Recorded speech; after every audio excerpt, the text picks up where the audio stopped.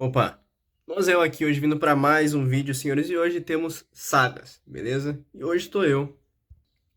As sagas, o café, padrão, o senhor Bolseiro tá na sala, e já deixa um gostei se gostar desse vídeo. Se for novo por aqui, se inscreve no canal, a gente tem vídeo sempre. Compartilha se tu quiser, entra no grupo da Sala da Justiça, senhor, vem conversar com a gente. A gente tá sempre falando sobre DC, sobre quadrinhos, sobre jogos, sobre filmes, sobre séries, sobre futuro. Vem lá. Vem conversar com a gente, vem? E sem mais enrolação, vamos começar. Temos aqui as sagas, tá? Temos Saga do Superman, volume 3, barra 27 da segunda temporada. Temos Saga do Flash, volume 7. Temos Saga da Mulher Maravilha, volume 2. Temos Saga do Batman, volume 2, barra 38. E temos Saga da Liga da Justiça, volume 16, fechando a fase do Morrison e do Wade, o fim da primeira temporada. Vamos começar, acho que dá pra começar assim, né? Tá uma boa ordem. Começando com a Saga do Superman, volume 3, barra 27, A Ameaça da Kryptonita Vermelha. Aqui a contracapa, tudo que tá compilando. Temos aqui a lombadinha.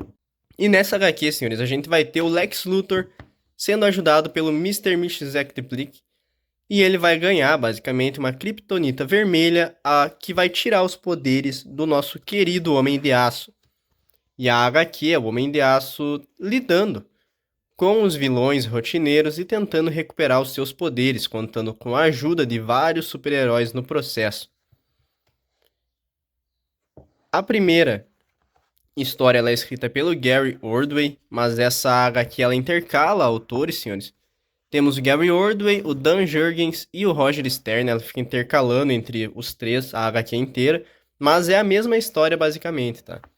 Sendo a primeira escrita pelo nosso queridíssimo Gary Ordway, que é onde o Homem de Aço perde os poderes e o Mr. Mxyzptlk acaba dando a arma principal pro Lex Luthor, né? A segunda história já é o outro roteirista, é o Dan Jurgens, e aqui o Superman já não tem poderes, senhores. Mas é muito interessante ver como mesmo tendo perdido os seus poderes, o Superman quer ajudar. Então, ao invés dele parar, ao invés dele pisar no freio, não. Ele continua querendo ajudar as pessoas, senhores. Basicamente, o Mamute aparece no meio da cidade e trava uma luta com o Superman. Porém, ele não sabe que o Superman está sem seus poderes e o Superman acaba usando do blefe para conseguir vencer o Mamute. Numa cena bem legal, tá? E é muito bacana ver a índole do Superman como ela não se quebra. Apesar dele estar sem os poderes, ele não deixa de ajudar as pessoas. A terceira história é escrita pelo Roger Stern, beleza? E essa história a gente tem a introdução do Starman, senhores. O Starman vai tentar ajudar o Superman a recuperar os poderes, porém, como ele não consegue, ele basicamente toma o lugar do Superman em Metrópolis e engana as pessoas fingindo que ele é o Homem de Aço. No final de tudo, tem uma invasão à prisão. O Homem de Aço, o Starman e o Predador vão até a prisão e resolvem o problema. No final, o Superman logicamente recobra os poderes dele, consegue voltar a ter os poderes, mas essa HQ, senhores, ela é fenomenal. Não tem outra forma de descrever. Até o finalzinho é escrito pelo Jerry Ordway novamente, como eu falei, tipo, eles ficam intercalando entre eles, entende? Mas todas as histórias são a mesma, seguem o mesmo fio, e no final, logicamente, o Superman reestabelece os seus poderes, senhores. Mas essa HQ, ela é muito legal por alguns fatores. Principalmente porque tu vê o Superman sem poderes, tu vê que o Superman, mesmo sem poderes, ele ainda quer ajudar as pessoas. Ele não é um herói que quando perde os poderes ele se recolhe, ele para de atuar, não. Mesmo sem poderes, ele quer ajudar, ele quer fazer o bem, porque ele foi criado dessa forma. E é por isso que a gente ama o Superman, tá ligado? Porque, cara, ele é esse ser do bem, ele é esse ser. Ele é esse ser amável, tá ligado? Que traz esperança. Então é bem legal essa HQ. Sem contar que tu vê o jeito que o Superman lida com os problemas a partir desse ponto de não ter poderes é muito legal, cara. Então, ó, já vou avisar, esse mês as sagas foi só pedrada, tá? Tá aqui a saga do Superman. A saga do Flash, volume 7, senhores. Aqui a gente vai ter uma HQ fenomenal. Beleza? Temos aqui tudo que compila e a contracapa. Temos a lombadinha. E nessa HQ, senhores, ela vai ser escrita pelo Mark Waid novamente, e a gente vai ter o julgamento do Flash. A gente vai ver, basicamente, como o Flash lida com um tribunal. Porque quando o Flash salvou a cidade do vilão da HQ passada, que era aquele Brutamontes, uma pessoa se machucou no processo. E essa pessoa abre um processo contra o Flash, basicamente, e o Flash começa a se perguntar: será que eu tô fazendo o máximo que eu posso? Será que eu realmente consigo salvar todo mundo? Será que eu sou o homem mais rápido do mundo? E essa HQ, cara, é basicamente um Wally West em crise. É um Wally West que ele não sabe se ele pode confiar nele mesmo, é um Wally West que quebrou.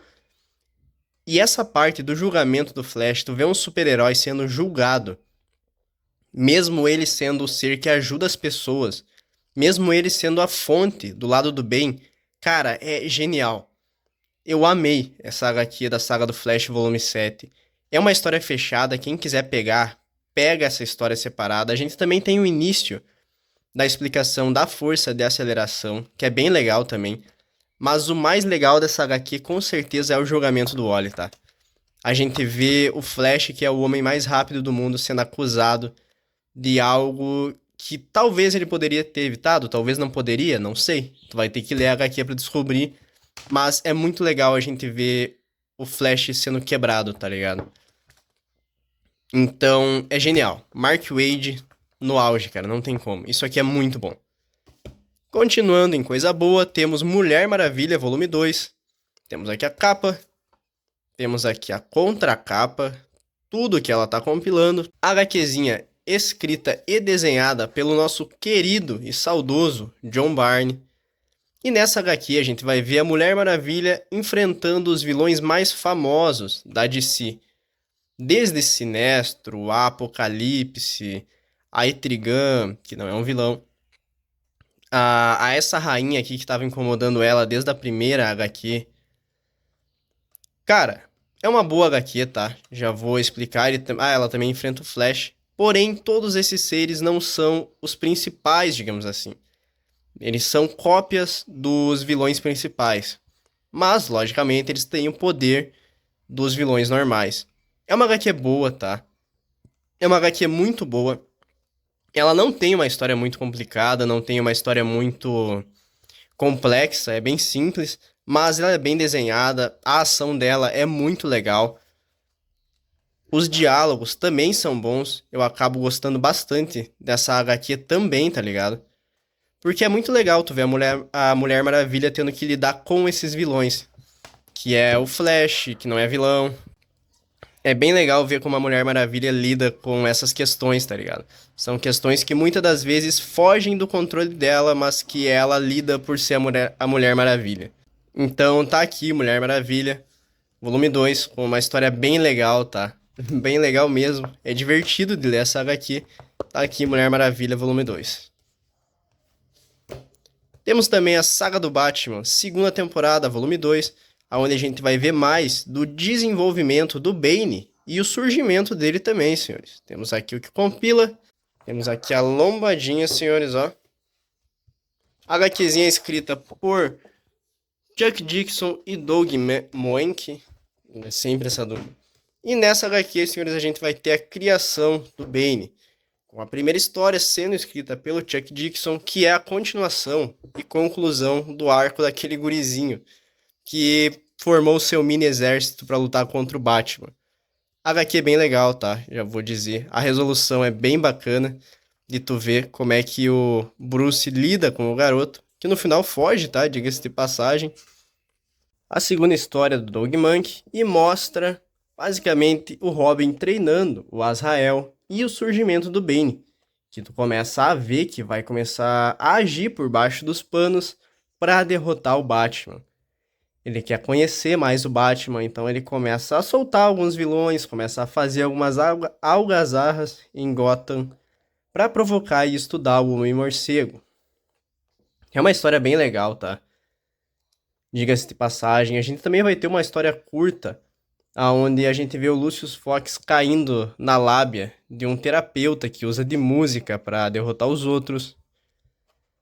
Então é bem interessante, tá ligado? É uma HQ boa, já vamos dizer por aí, é uma HQ boa que tem diversas histórias curtas nela, mas todas elas sendo orquestradas pelo Bane, digamos assim. Todas não, mas 90% é plano do Bane, pra estudar o Batman e pra ver até onde o Batman vai. Sendo a última delas a soltura de todos os vilões do Arkham. E a gente vê também o Batman tendo que lidar com essa soltura dos vilões e tendo que lidar com o Coringa, que também tá solto. No fim, logicamente, dá tudo certo, digamos assim, porque os vilões fogem do Arkham, mas alguns o Batman consegue evitar que tenham um dano maior. Mas a gente também vê que o Bane vai começar a agir diferente, porque a princípio ele já estudou o Batman o suficiente e agora, de acordo com ele, tá na hora da ação. É uma boa HQ, tá? É bem interessante, a gente continua vendo a evolução daquele Batman que tá cansado, cada vez mais cansado, enquanto a gente também vê um Robin treinando o Azrael, e a gente vê um vilão novo surgindo, que é o Bane. É uma boa HQ.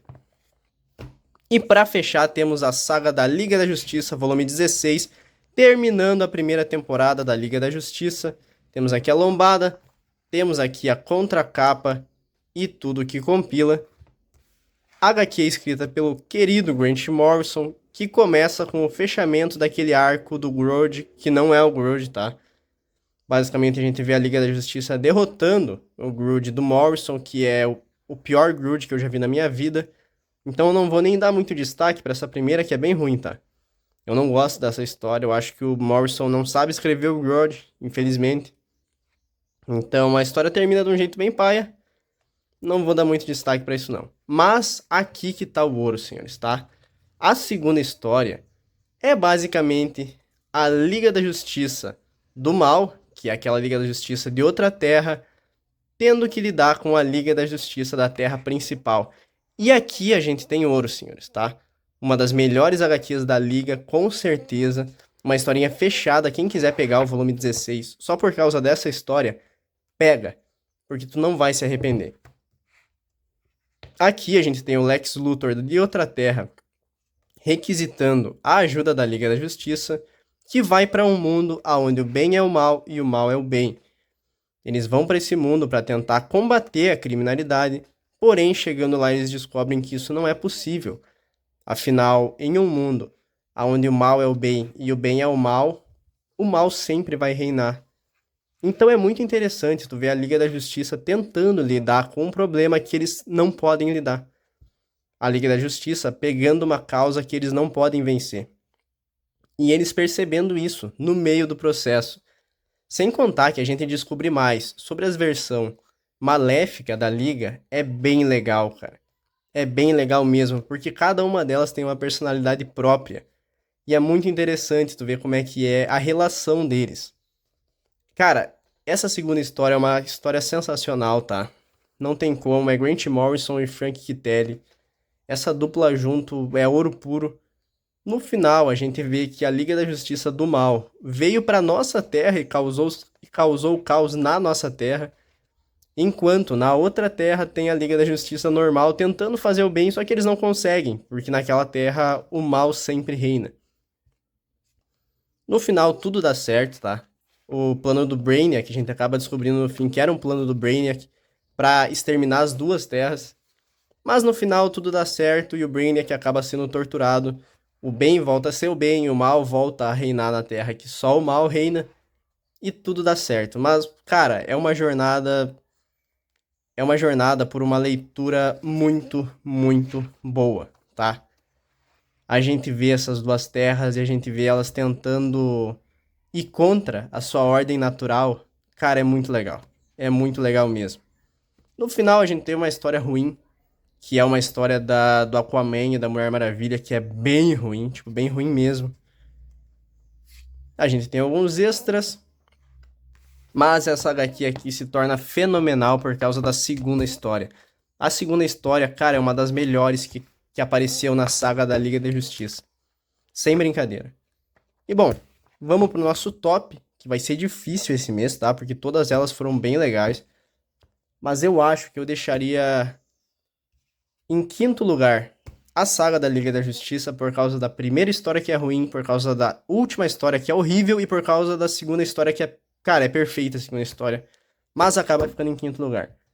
Em quarto lugar, eu deixo a saga da Mulher Maravilha, que é muito bom, tá? É bem divertido mesmo. Em terceiro lugar, a saga do Batman, porque a gente vê o Bane vindo e é bem interessante tu continuar vendo um Batman cansado e fadigado.